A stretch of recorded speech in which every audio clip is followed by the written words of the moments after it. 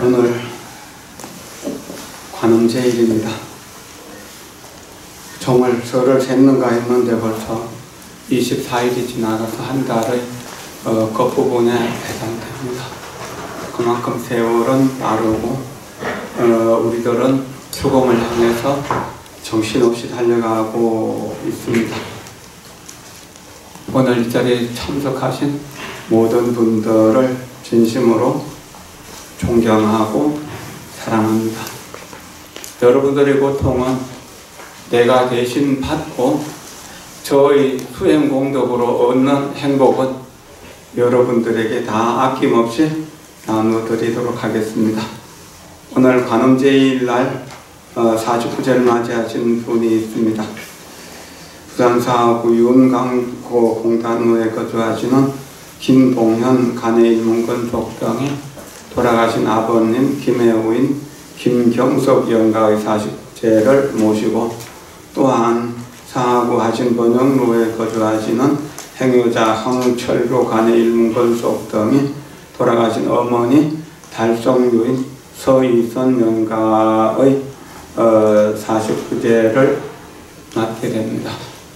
이렇게 초하루 정광열애의 제일, 또 초여들의 약사열애의 제일, 또 열나흘 현겁천불의 제일, 또 보름날 미타제일, 또 18일 지장제일, 23 대세지보살의 제일, 오늘 또 24일 관음제일, 29, 30, 31일 노산화불의 제일과 서가모니 부처님의 제일, 지방제불의 제일들이 이렇게 계속 이어지는데, 이런 제일날 49제가 들거나 또는 부처님을 향해서 공양을 올리고 이렇게 기도를 하면은 영업이 크다는 이야기입니다.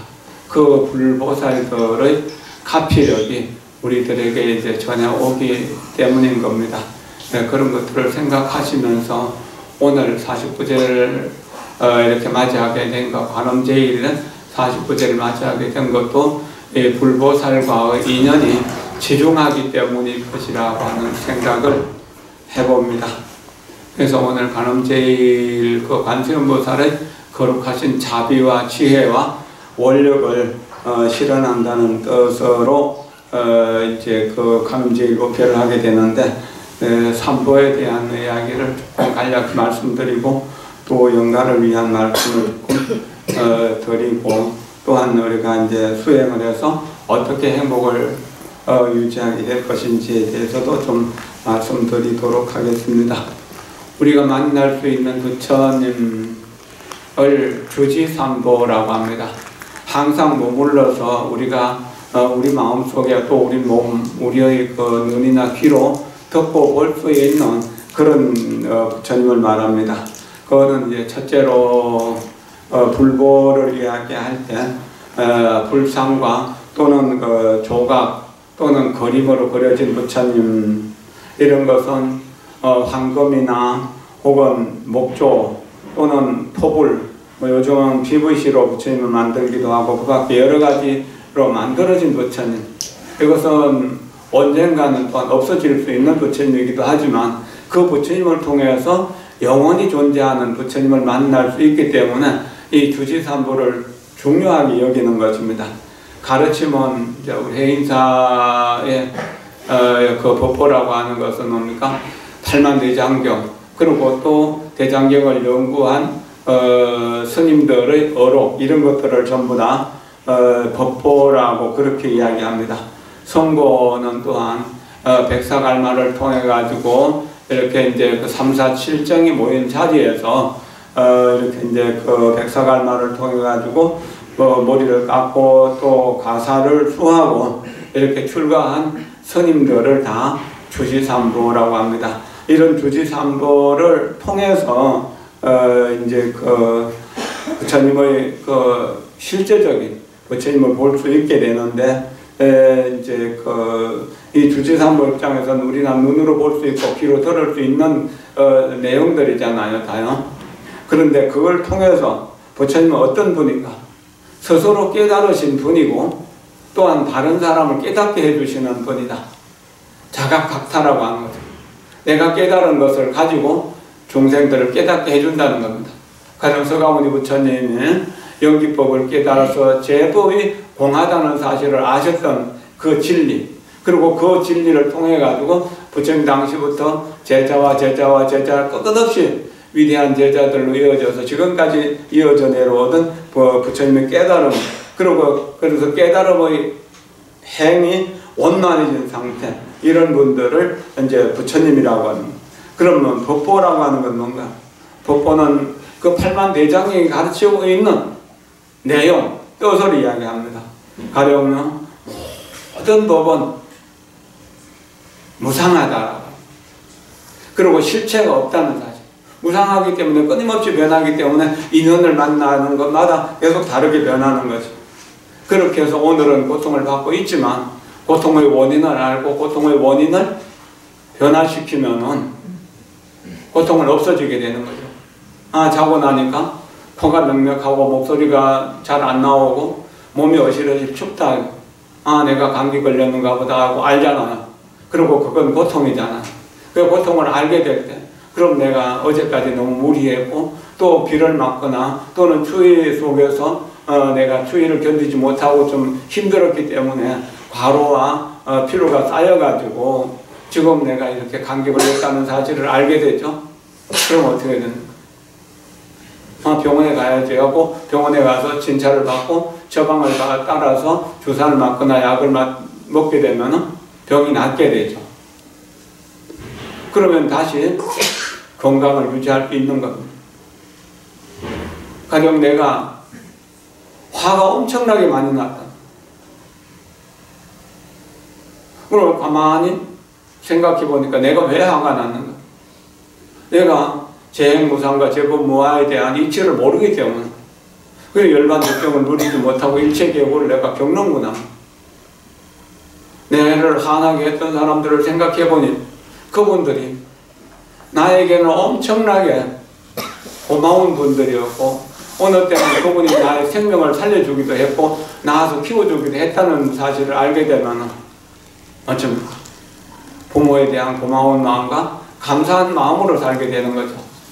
그러면은 화가 자연스럽게 줄어들게 되거든. 화를 낼 때, 화가 날 때 우리 생각해 보세요. 나하고 전혀 인연이 없는 사람 때문에 화나는 경우가 많은가요? 아니면 안 보면 안 되고 헤어질 수 없는 사람 때문에 화가 나는 거예요. 대부분들의 화는 내가 헤어질 수 없는 사람들, 보지 않으면 안 되는 사람들 때문에 화가 나는 경우들이 많거든요.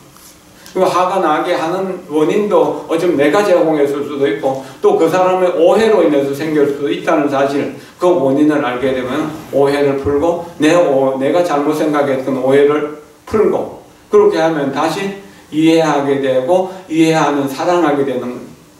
이게 괴로움을 알고 괴로움의 원인을 알면 괴로움의 원인을 변화시킴으로써 다시 즐거움, 행복을 얻게 되는 것이고 그 행복을 얻는 길을 수행하게 되는 것이죠. 이게 사성제죠. 그게 사성제라든지 또는 팔정도라든지 사성제의 도성제를 8가지로 해서 팔정도라고 하는 거죠. 또 12인연의 윤회 이치를 알면 우리는 그것이 법보가 되는 겁니다. 법보를 알게 되면 고통 속에 머물지 않고 빨리 거기 새어 나오게 되죠. 성보라고 하는 것은 이제 부처님 당시에 오빅으로부터 시작해가지고 1255명의 부처님을 항상 따르던 제자들과 또한 그 부처님 이후로 지금까지 부처님 법에 의해서 출가해서 원만하게 수행을 하시는 법무 스님들 또는 서민이고 현인인 스님들, 이런 부처님의 제자들을 전부 성보라고 하는 겁니다. 그럼 우리는 주지삼보를 통해서 화상삼보를 알게 되고 일체삼보를 알게 되고 우리 마음속에 이미 부처님이 계시고 가르침이 계시고 또한 성보가 계신다는, 그 불보, 법보, 성보가 결국 이해하는 건 내 마음이고 내 본성이잖아요. 내 본성이 불성인 것이고 내 본성은 지극히 청정한 것이고 또 내 불성은 항상 어떤 경우에라도 바른 것이다. 그리고 우리 불성은 항상 깨달음 속에 머무는 것이다. 깨달음 속에 살아가는 것이다. 우리가 언제나 좋고 나쁜 것을 분별할 줄 아는 거죠. 그러나 우리가 욕심에 오염되거나 분노에 오염되면 그것이 안 되는 거죠. 그렇게 해서 우리가 깨달음 속에서 살아야 되는, 우리가 깨달음을 덩치게 되면 항상 괴로움들이 따라오게 된다는 겁니다. 깨달음 속에서 머물면 내 마음을 밝혀서 성품이 바로 부처라는 사실을 알게 되는 거죠. 내 마음이 극락정토, 내 성품이 아미타불하는 것이 일상생활 속에서 자연스럽게 이루어지게 되는 겁니다. 그 법보를 알게 되면 언제나 바르기 때문에 어떤 상황 속에서도 우리의 진여 본성은 바르다는 거예요. 그리고 모든 것에 모범이 되는 것입니다. 우리가 괴로움을 받는 것은 연기인 파도를 실제라고 여기기 때문에, 구름이 한 점 생겼다가 없어지는 것은 실제라고 여기기 때문에, 그러나 그것은 하나의 작용일 뿐이지, 그 연기의 인연 따라서 일어나는 작용일 뿐이지, 우리가 그것은 실제로 나를 영원히 구속하는 것은 아니다는 거죠. 이치를 알면 거기서 법에서 자유롭게 되는 것이죠. 그래서 법을 이해하는 것은 정말로 중요한 일이고, 성보를 이해하는 것은 항상 청정하게, 우리 본성이 진여 본성이 청정하기 때문에 청정을 회복하기 위해서 계율과 선정과 지혜를 계속 경으로 닦아서 어떤 경우에라도 나를 어기는 인연을 만나더라도 내가 그것으로부터 청정해질 수 있는 그런 상황을 이루어낼 수 있는 것이라는 겁니다. 이것을 생각하는 겁니다. 그러면은 우리가 성보 속에서 머물면서 항상 누구와 만나더라도 다툼이 없어지고 화목하고 잘 지내게 되는 거죠. 법의 공성을 알기 때문에 모든 인연 속에서 부드럽고 온화하고, 그리고 어떤 경우라도 내가 잘 참고 견딜 수 있는 그 지혜를 완성할 수 있게 되는 것이다. 그것을 수행하는 입장에서는 항상 부처님이 나의 모든 고통을 해결해주고 치유해줄 수 있는 분이라는 사실에 대한 믿음을 갖는 것, 그것이 바른 정신을 갖는 것이죠. 그리고 가르침에 대한 이해를 통해서 밝은 마음을 갖게 됩니다. 어두워해야 될 필요가 없는 것이다. 구름이 끼었다고 하더라도 태양은 찬란하게 빛나고 있다는 이야기입니다. 그리고 성보의 수행을 통해서 언제 어떤 상황이 되더라도 부끄럽지 않은 양심을 지킬 수 있어진다. 왜 부끄럽지 않은 양심을 지키면서 밝은 마음으로 바른 정신으로 이렇게 꾸준히 불법 수행을 해 나가다 보면 어느 날 내 마음이 깨끗해진 것, 내 몸이 깨끗해진 것, 내 주변이 깨끗해진 것, 바르고 깨끗해지고 항상 깨달음 속에 살아가는 것을 느끼게 되니까 모든 상황 속에서 존경과 사랑이 어우러지게 되고 화목하고 부드럽고 온화할 수 있는 그런 인연들이 만들어지게 됩니다. 이렇게 해서 내 본성이, 진여 본성이 부처라는 사실을 자각하는 이 인연으로 인해서 모든 사람들과 더불어서 존경과 사랑을 나누면서 지금 우리가 살고 있는 이 세상을 정토로 만들어갈 수 있다는 겁니다. 죽어서 가는 극락세계가 아니라 지금 여기에서 극락세계를 실현해낼 수 있는 이러한 가능성이 있다는 겁니다. 이것을 생각하면서 우리가 우리의 마음을 항상 불법성 삼보에 의지해야 됩니다. 본에 의지하지만 본은 언젠가는 없어지게 되고, 권력에 의지하지만 권력이 무너질 때 느끼는 그 공허감과 패배감은 너무나 고통스럽게 만드는 것이잖아요. 그러나 불법성 삼보에 의지하게 되면 어떤 경우에라도 우리가 실패하는 일이 없고 오직 행복을 향해서 전진하고 성공할 수 있는 길밖에 없다는 것, 이 사실을 아는 것이 중요한 것입니다. 오늘 서이선 영가의 49제일, 그리고 김경석 영가의 49제일인데 부모와 우리의 관계, 조상과 우리의 관계는 어떤 것인가에 대해 갖고 조금 공부해 보도록 합시다. 자, 합장하십시오.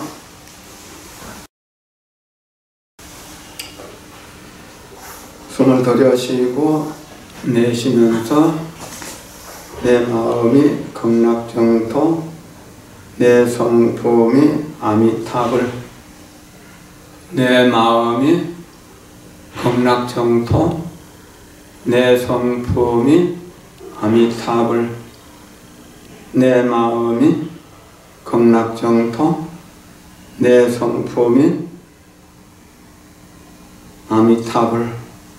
존경과 사랑의 마음으로 부모님과 조상들에게 예배합니다. 아버지와 어머니의 피와 살과 생명력이 우리들의 혈관 속에 흐르고 있음을 이해하고 내 몸과 마음을 사랑하고 아낍니다.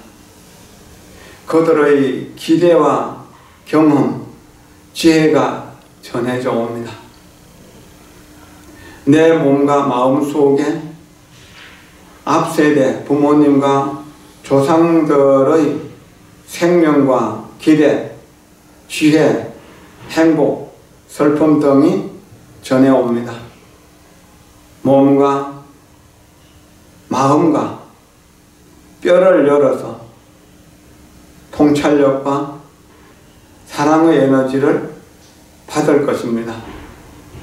아버지와 어머니, 할아버지와 할머니의 뿌리를 느낍니다.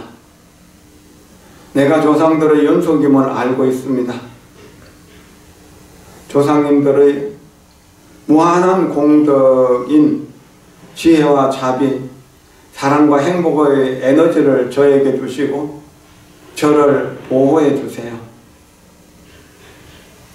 내 아이들과 손자, 손녀들이 어디에 있던 조상들이 거기에 함께함을 압니다.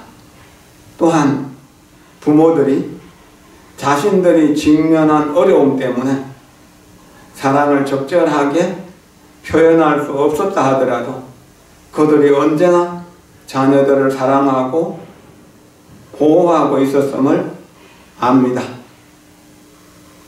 나는 조상들이 고마움과 즐거움, 자신감과 존경심의 바탕 위에 삶을 채우려 했음을 압니다. 나를 통해 그들의 에너지가 흐르도록 할 것입니다. 그리고 언제나 보호해 달라고 기도할 것입니다. 숨 들으시고 내쉬는데 집중하면서 내 마음이 극락정토, 내 성품이 아미타불. 내 마음이 극락정토, 내 성품이 아미타불. 내 마음이 극락정토, 내 성품이 아미타불. 편안히 앉으십시오. 이해하는 만큼 사랑할 수 있고 사랑하는 만큼 행복해집니다.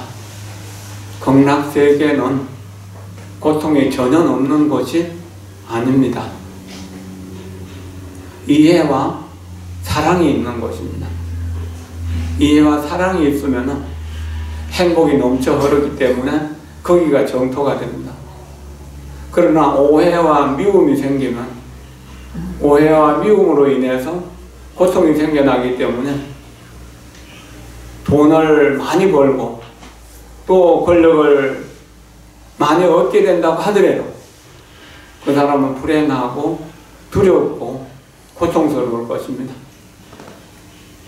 진정한 행복은 마음의 평화에 있다는, 양심이 부끄럽지 않도록 살아가는 그곳에 진정한 행복이 있다는 사실을 알아야 됩니다. 부모님의 뜻을 어기고 양심에 부끄럽게 여기지 않는 사람은 없을 것입니다. 다른 사람과 싸우고 나서 부끄럽고 또한 미안하고 죄스럽지 않은 사람 없을 겁니다.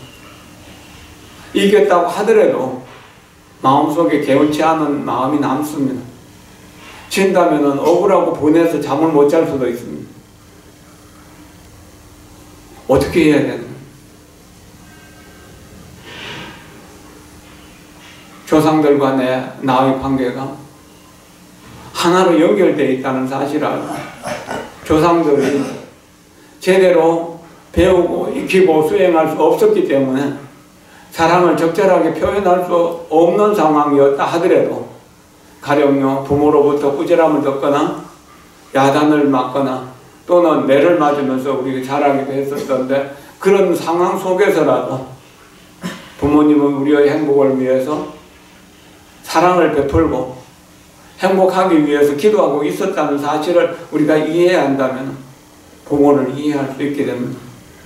그리고 부모가 되어보면 부모가 나오면 어쩌는 것인가를 알게 될 것입니다. 그래서 부모가 나를 행복하게 해주려고 했던 그 마음을 내가 내 사랑하는 자녀들에게 베푼다면 자녀들의 앞길을 열어줄 수 있게 될 것입니다. 눈에 넣어도 아프지 않을 만한 그런 보석 같은 황금 같은 다이아몬드 같은 아들과 딸에게 진정으로 행복을 주는 것이 무엇인가? 진정으로 행복하게 해줄 수 있는 방법이 무엇인가? 그것은 바로 불법을 수행하는 일입니다. 그래서 부처님의 마음처럼 깨달음 속에서 바르고 청정하게 모두와 유화인욕하면서 잘 견디낼 수 있는 부끄럽지 않은 그런 사람이 될 때 그것이 가능한 일입니다. 그렇지 않다면 우리가 진정한 행복을 얻을 수가 없는 것입니다. 모든 생명체는 행복을 좋아하고 불행을 싫어합니다. 그러나 어리석기 때문에 불행을 향해서 계속 달려가는 사람들이 많이 있습니다.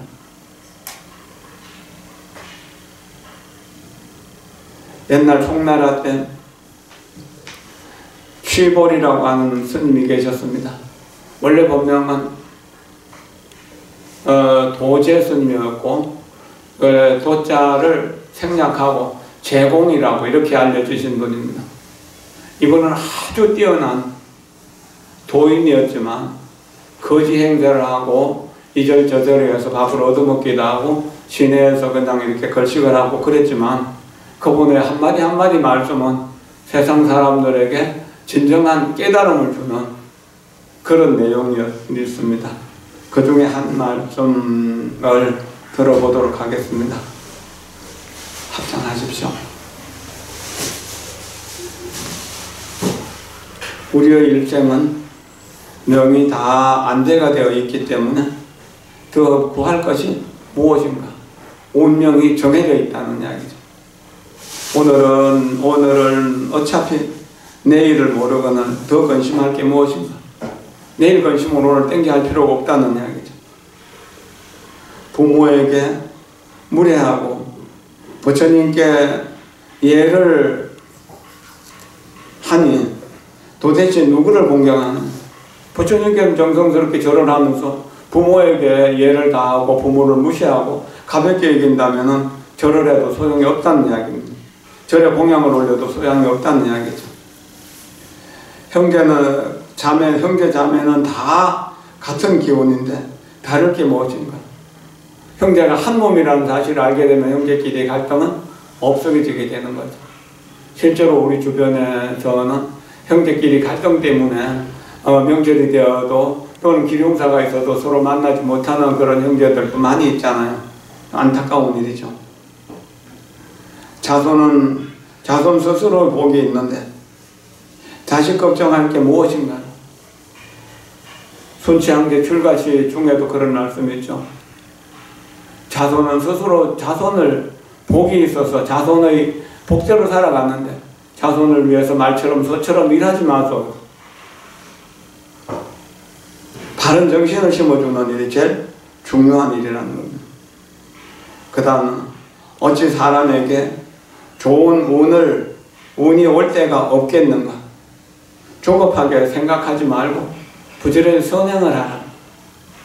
선행을 하다 보면 선행은 좋은 인연을 만들고 좋은 인연은 나쁜 애군을 막아주고 좋은 운명을 열어준다는 얘기예요.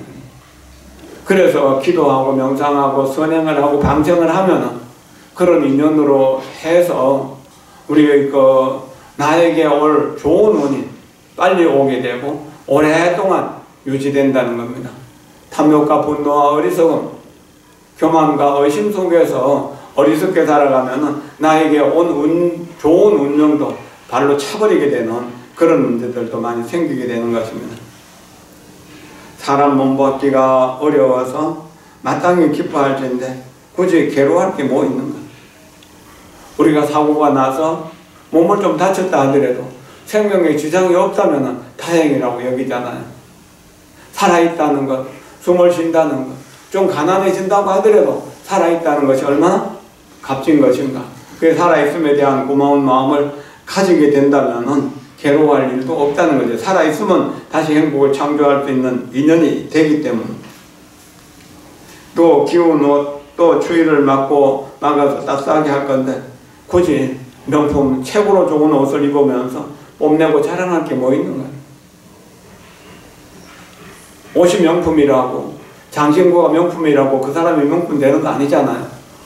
좋은 차를 탄다고 그 사람이 명품 되는 거 아니죠.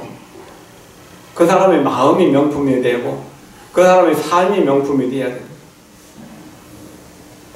명품의 인간이 되는 것이 중요한 일이지, 명품의 장신구나 명품의 옷이나 명품의 집이나 명품의 성형차를 가지는 것이 중요한 것은 아니다는 이야기죠. 무엇을 중요하게 여길 것을 스스로 판단하라고 하는 이야기입니다.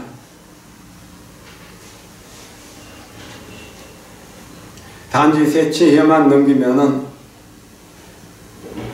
그저 한낮을 요기를 해서 그렇게 한낮을 건강하게 살아갈 수 있는데 개걸스럽게 맛있는 것만 찾아서 세치해를 잠깐 동안 즐겁게 하는 일이 무슨 가치가 있는 일입니다. 5, 6천 원짜리 짜장면 한 그릇으로도 만족한데 굳이 몇만 원, 몇십만 원짜리 그 음식을 준비해가지고 제대로 먹지도 못하고 많이 버리는 이런 것들도 어리석은 사람들이나 하는 짓이라는 겁니다. 이 몸이 죽어갈 때 무엇 하나도 가져갈 수가 없는데 죽을 때 뭘 가져갈 수 있나요? 자, 오늘 서희선 영가, 김경석 영가 돌아가실 때 뭐 가져가시던가요? 아무것도 못 가져가셨잖아요. 오직 자기가 지었던 좋고 나쁜 옷만 가지고 가는 거예요. 그러는데 인색하게 욕심내면서 살아갈 게 뭐 필요가 있는가요?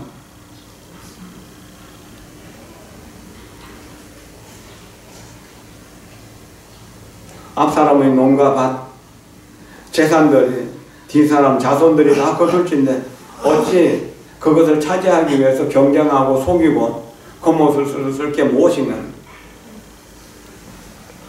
조상들의 것을 우리가 세상에서 쓰다가 다시 자손들에게 물려주고 갈 것이잖아요. 그러니까 될 수 있는 대로 덜 오염시키고 더 기쁘고 평화롭고 행복한 삶을 후배들에게 나눠줘야 되는 것이죠. 싸게 얻은 물건, 싼 만큼의 손실이 있는데 더 탐할 게 무엇인가. 살 때는 좀 비싼 듯하게 사고 팔 때는 좀 더 싸게 파는 그런 것을 섞감 들이면 내 재산이 줄어들지 않습니다.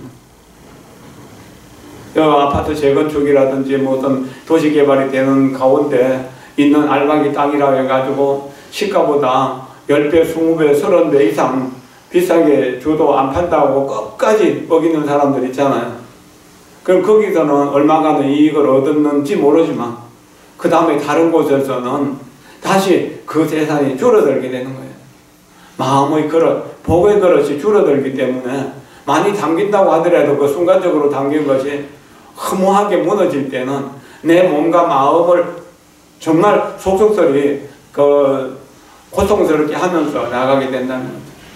간과 쓸개를 빼가는 것처럼 그렇게 빼앗기는 것처럼 그렇게 고통스럽게 나가게 된다는 겁니다. 좀 싸게 팔고 좀 비싸게 산다는 마음으로 세상을 살아가면은 그런 마음 속에서 그런 일들이 생기지 않는다는 것이죠.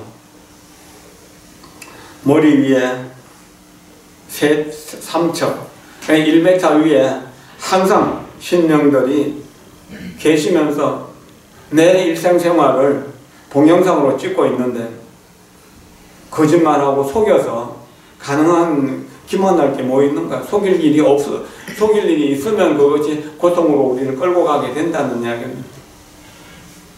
나이 들어서 생각해 보면 비밀이 없다는 것, 공짜가 없다는 것, 지름길이 없다는 것, 이런 것들을 알게 되잖아요.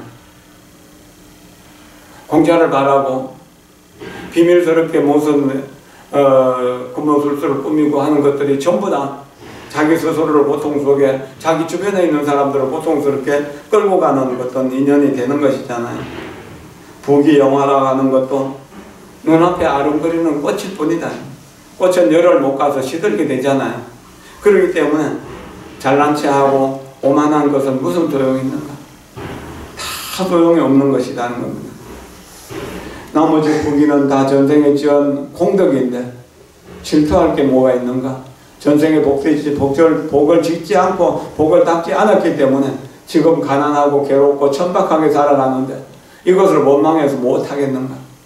도박하는 사람은 결국 그 끝이 없을 텐데 계속 할 것이 무엇인가? 도박, 요즘에 코인, 주식 이런 것들이 대부분 잃는 것은 많고 얻는 것은 적잖아요. 그게 달라드는 것은 얼마나 어리석은 일인가? 부지런하고 검소함으로써 집안을 다스리는 것이 남에게 구하는 것보다 나을진데 사치할 게 무엇인가? 사치하지 않는다면 우리는 가난한 이유도 없게 되는 것이죠. 원하는 늘 복수로 갚을 것인데 언제 그칠지 그 원한을 갚고 맺는 것이 반복되는데 또 원수를 맺을 게 무엇인가? 어떤 경우에라도 마음속에 있는 원한을 풀도록 노력해야 됩니다. 세상이 다 한탄의 파도과 같은데 너무 이걸 따지고 계산할 것이 없다는 겁니다. 적당하게 그냥 웃으면서 살아가는 거죠. 웃으면서 손해볼 줄도 알고 질 줄도 아는 것. 세상에 다 총명한 자도 도리어 총명한 가오를 보간다. 총명한 사람들이 허물을 많이 짓게 되는 경우도 있죠. 그래 잘난 척할 게 무엇인가? 헛된 말은 평생의 독을 없애는 일, 독을 깎아먹는 일인데 헛된 소리 할 게 무엇인가? 시비는 결국 그 분명함이 가려지는데 변론할 게 무엇인가? 억울함을 당해서도 그렇게 변론할 것이 없다는 이야기입니다. 중요한 건 사람 마음이지 다른 데 있는 것이 아니다. 남을 속이면 하가 돌아오고 용서하면 복이 되거늘 점을 치러 다닐 게 무엇이 있는가? 하루아침에 숨이 넘어가면 만사가 다 끝나는데 뭘 바쁘게 그렇게 노력할 게 있겠는가? 항상 자기 마음을 점검해서 경전을 읽던 연구를 하든 간에 좋은 마음으로서 좋은 운명을 만들어 간다는 그런 원칙을 가지고 살아가야 합니다. 그리고 이렇게 가슴에 손을 대고 생각해 보세요. 피가 뛰는 것이 느껴지죠. 손목에 이렇게 맥박을 짚어봐도 그렇죠. 그러면서 이 피가 아버지 어머니 피고 할아버지 할머니 피고 알 수 없는 과거 전생부터 내려오던 은혜로운 모든 조상들을 피라고 하는 걸 생각하고 그분들이 우리나라를 지금까지 이렇게 지켜왔고 발전시켜와서 문화민족이고 예의 바른 민족이고 또 근검하고 성실하게 살아왔던 그런 기운들이 오늘 우리의 피 속에 흐르고 있다는 사실을 생각하면서 내가 아버지 어머니에게 근심과 걱정이 되지 않도록 성실하게 살겠다고 다짐하고 또 내 스스로가 항상 바르게 청정하게 삶으로 해서 내 자손들에게 본보기가 될 수 있도록 모범이 될 수 있도록 사는 것이 극락세계에 가는 가장 좋은 방법이라고 하는 것을 생각해야 됩니다. 오늘 관음제일인데 관세음보살은 일체众生의 모든 고통을 관세음보살 자신이 다 받고 일체 중생에게 아낌없이 즐거움을 다 나누어 주시는 보살이라고 했습니다. 그것을 실현하지 못한다고 하더라도 한순간이라도 그것을 내 것으로 만들기 위해서 노력한다면 분명 우리의 삶은 나날이 조금씩 봄이 오면은 따뜻해지는 것처럼 이렇게 선한 마음으로 선행을 실천하면서 살아간다면 분명히 좋은 인연이 우리에게 오게 될 겁니다. 이런 인연이 우리에게 온다면 어떤 경우에라도 우리는 실망하거나 좌절하거나 낙담할 것이 없게 되는 것입니다. 사랑하는 당신이 내 곁에 있군요. 내 곁에 있는 당신을 사랑합니다. 사랑하는 당신이 내 곁에 있어서 참 행복합니다. 당신의 건강과 행복과 성공을 위해 최선을 다해 기도하며 돕겠습니다. 이러한 행복 만트라, 행복 진원이 우리의 일상생활 속에 뿌리 깊이 내리게 된다면 우리는 지금 여기를 정토로 꾸밀 수 있게 될 것입니다. 숨을 들여쉬고 내쉬면서 지금 여기가 극락정토다. 지금 여기가 극락정토다. 지금 여기가 극락정토다.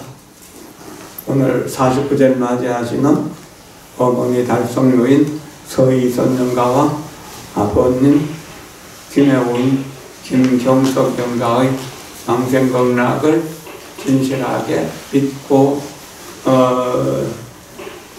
또 그것을 확신하면서 오늘 그 관음제일 법회를 마치려고 합니다. 오늘 이렇게 49제를 맞이하는 날이 관음제일이 됐다는 것, 이것도 또 우리가 영가를 위해서 시식하는 것이 관음시식이다라고 하는 이런 모든 것들이 천주교의 관음의 원력과 관세음보살의 관세음보살의 관음의 지혜를 실현하는 그런 인연이 되니까 오늘 이 인연으로 서희선 영가와 김경석 영가가 아미타 부처님의 영접을 받아서 바다용선을 타고 극락세계 상품 상생하게 될 것을 믿어 의심치 않습니다. 고맙습니다. 감사합니다.